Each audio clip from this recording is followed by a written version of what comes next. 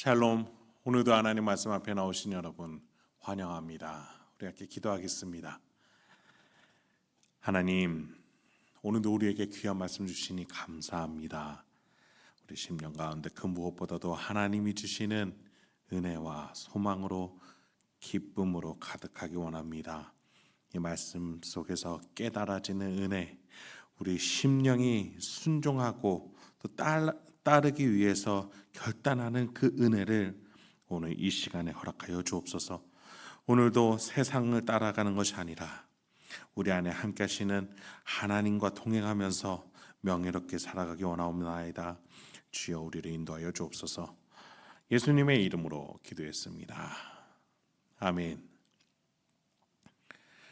오늘 함께 살펴볼 말씀 에베소서 5장 22절에서 27절까지 함께 살펴보도록 하겠습니다. 바울의 편지들 속에서 공통적으로 나타나는 권면 중에 하나가 바로 부부 관계에 관한 권면입니다. 현대에서 부부 관계가 많이 깨지기도 했고 또 결혼을 하지 않는 상황이 많아지기 때문에 이 본문이 우리에게 많이 또 와닿고 가르침이 되기도 합니다만, 고대에는 정반대 상황으로 이 권면이 가히 충격적이었습니다. 고대에는 여성의 지위가 최하층이었고 부를 가진 자들은 아내를 많이 두기도 했으며 또 여성의 인권이 바닥에 있었기 때문이겠죠. 사회의 최약층을 꼽으라면 고아와 함께 과부가 언급되기도 했었습니다.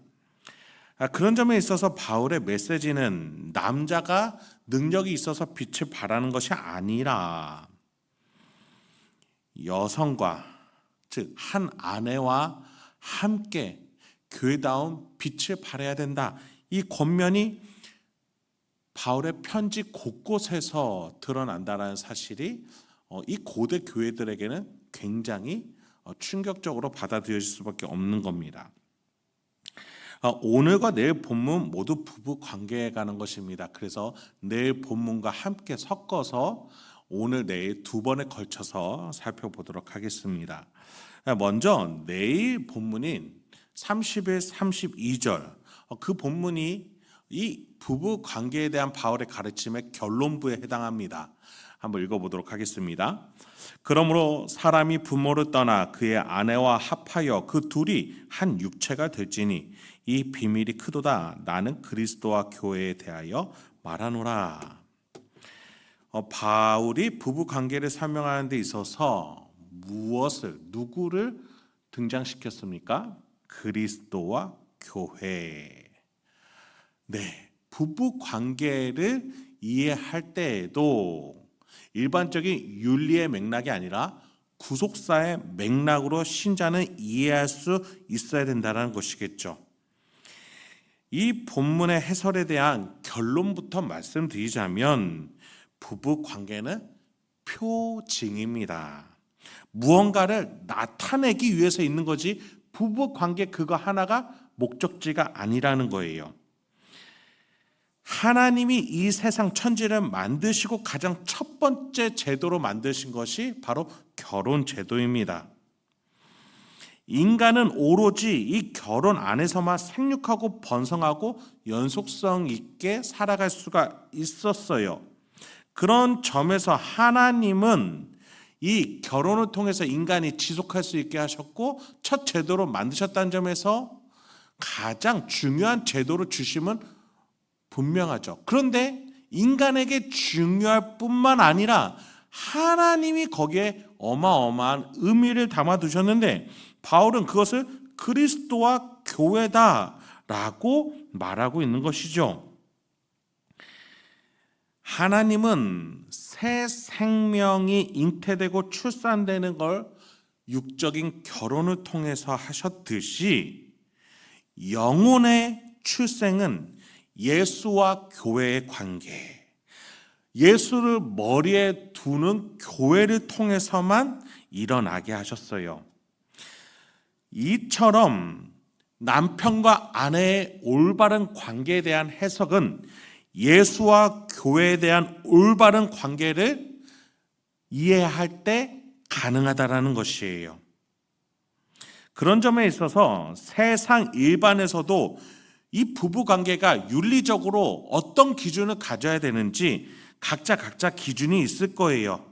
또 좋은 배울 점들도 있습니다.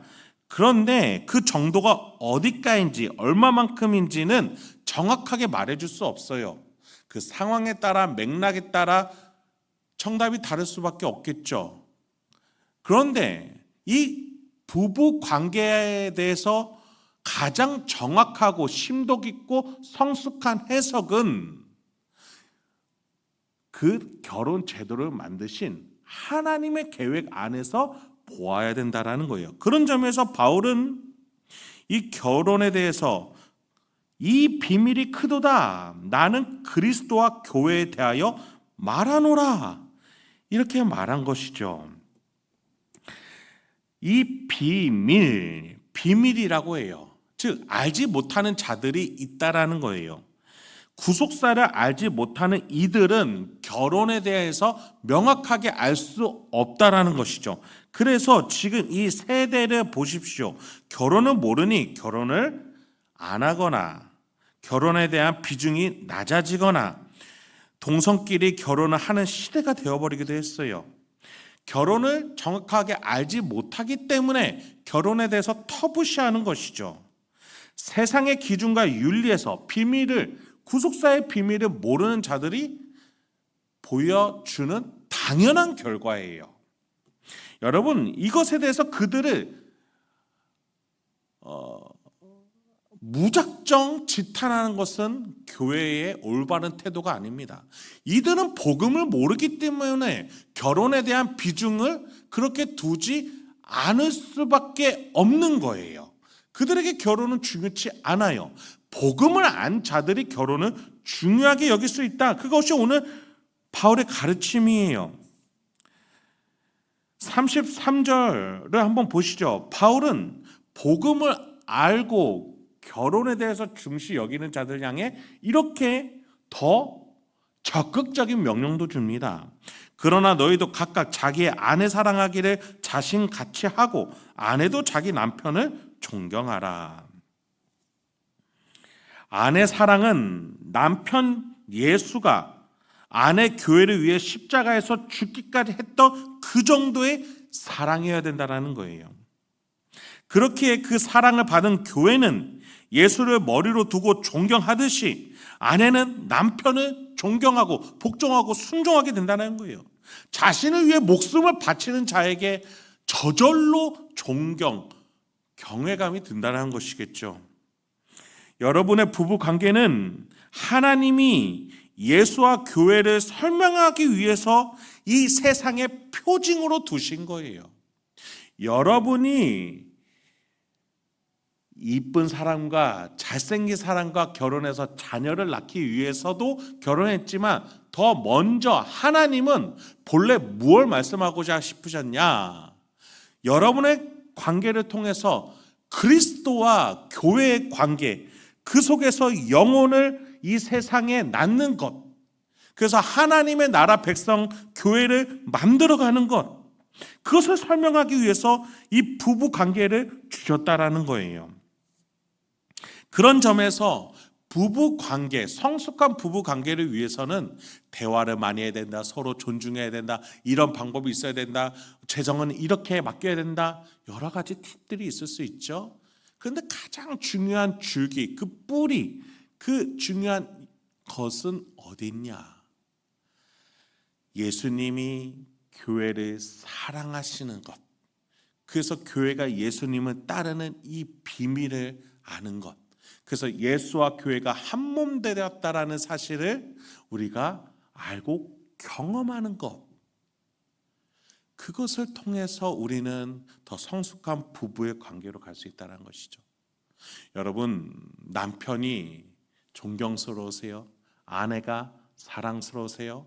만약에 그렇지 못하다면 나 자신을 질책할 것이 아니라 내가 예수의 사랑을 경험한 적이 있는가? 그걸 먼저 돌아보셔야 된다는 거예요. 예수의 사랑을 경험한 자는 아내를 목숨을 버리면서까지 사랑하게 되며, 예수의 사랑을 경험한 자는 나의 머리로 주신 남편을 존경하게 된다는 것이겠죠. 그 사람이 이뻐서 잘생겨서가 아니라 예수가 교회를 사랑했고 예수가 교회를 위해서 목숨을 버렸기 때문에 그 사실 속에서, 그 믿음 속에서 이 부부 관계가 회복되어진다는 것이에요. 그래서 바울은 32절에 비밀이 크다, 세상은 알 수가 없다, 그러나 구원을 아는 너희들은 알 수 있다, 이 큰 비밀을 너희는 알 수 있다. 그렇습니다. 여러분, 예수와 교회를 알지 못하는 이들에게 이것은 비밀이 될 수밖에 없지만 우리에게는 이것은 진리요 빛이요 사명입니다. 이 관계를 통해서 올바른 부부의 관계를 신앙 안에서 회복함으로써 또 구축해 나감으로써 세상을 향해 이것이 예수와 교회의 사랑의 관계입니다. 우리의 부부 관계를 보십시오. 이것이 주님이 주신 관계입니다. 빛이 드러내는 것이죠. 더욱이 요즘과 같이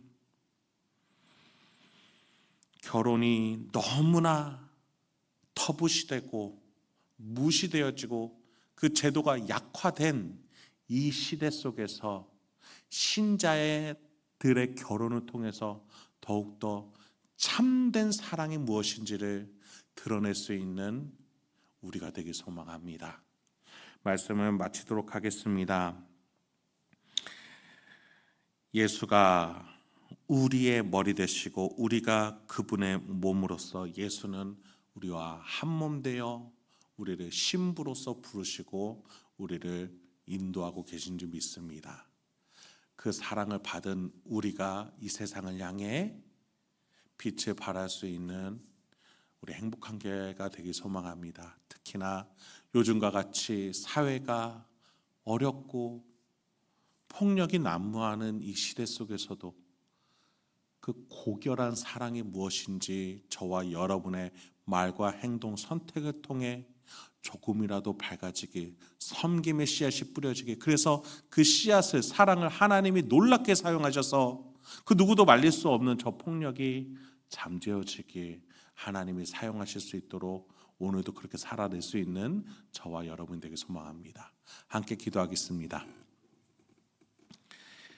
하나님, 오늘도 우리에게 귀한 말씀 주시니 감사합니다. 이 세상은 저 위로 올라가야 된다고, 강한 힘으로 짓눌러야 된다라고 말하지만 주여, 예수를 따라 오늘도 사랑의 씨앗을, 사랑의 나무를 심을 수 있는 우리가 되게 하여 주옵소서.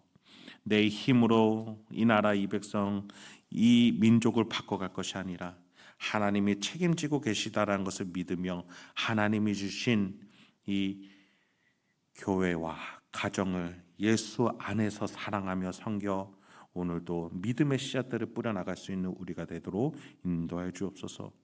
주여, 우리의 힘으로는 이 나라의 민족을 지킬 수 없습니다. 하나님이 만드셨으니 하나님이 책임져 주옵소서. 우리의 기도와 우리의 섬김의 사랑을 사용하여 주옵소서.